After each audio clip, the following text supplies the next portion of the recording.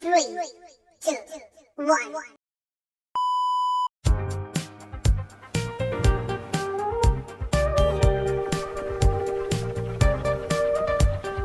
Hi, ladies and gentlemen, welcome to this debate.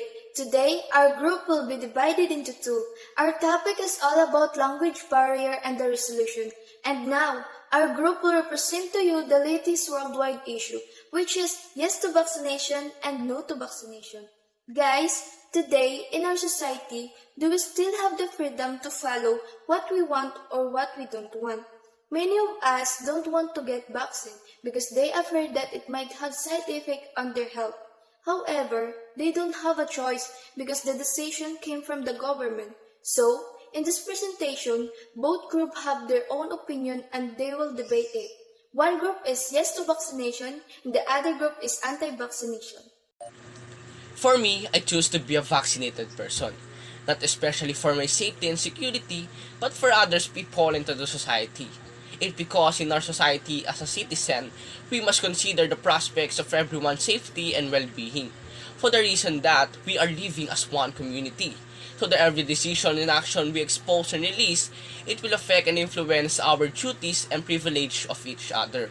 So that if you choose to be a vaccinated person, it's like you help yourself and even those around you, whether it is your family, relatives, and fellow human beings. Plus, to help our society and country to continuous development and progress to overcome and alleviate the problem we are facing, the coronavirus disease, COVID-19. For me, I would prefer not to vaccinated because most of the vaccinated usually weaken their bodies and develop diseases. Maybe a few of us choose not to vaccinate because of the fear of having bad effects and when we have a weak body.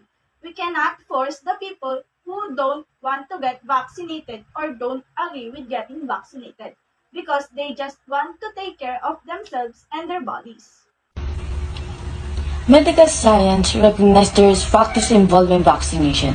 We cannot reason out fear as an objective reason to avoid it. Fear, as objective as it is, only factors stigma and hysteria among people who have still yet to decide whether to acquire the vaccine or not.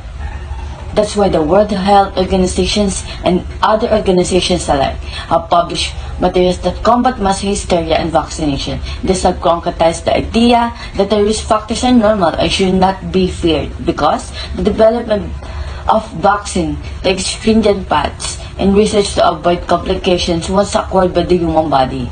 Furthermore, vaccination has been proven it's still effective aside from the current pandemic that the human population faces today. Vaccination has been proven to be a functional mitigation plan to battle many human and inhuman viruses including rubella, measles, rabies, smallpox, poliomyelitis, and of course the coronavirus that we face in the present time.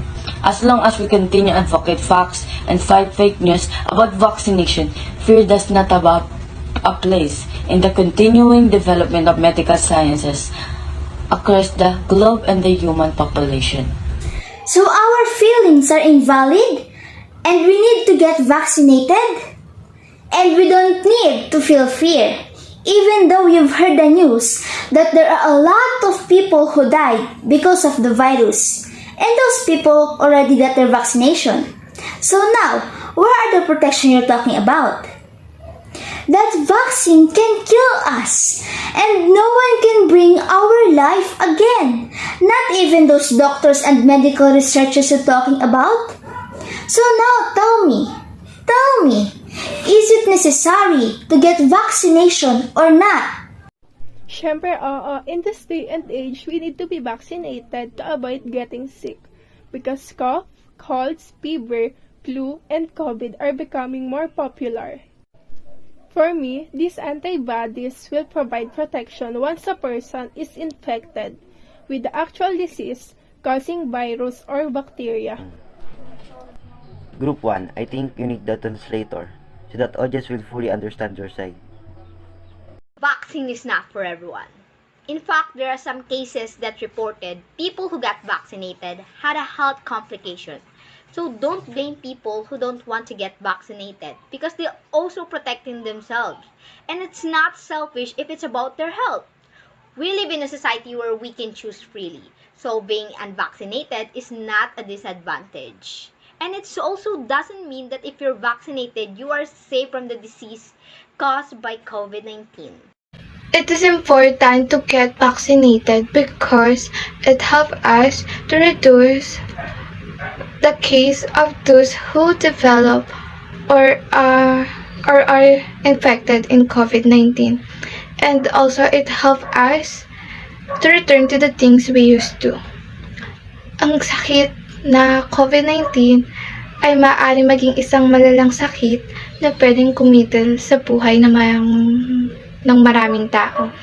At ang pagpapabakuna lamang ang maaaring solusyon upang mabawasan ang mga nahahawaan nito. Sa tulong din nito, napoprotektahan ang ating mga mahal sa buhay mula sa usong epidemya na ito. She said that this disease COVID-19 can be the only solution to somehow reduce the number of people infected with it and also protect our loved ones from this disease trend.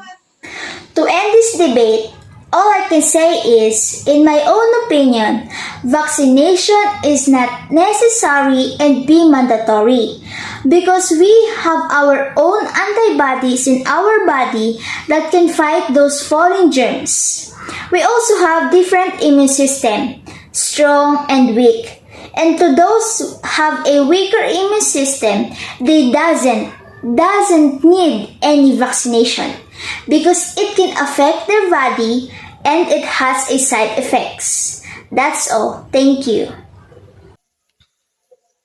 Language barrier is the inability of passing information between two or more people due to linguistic language.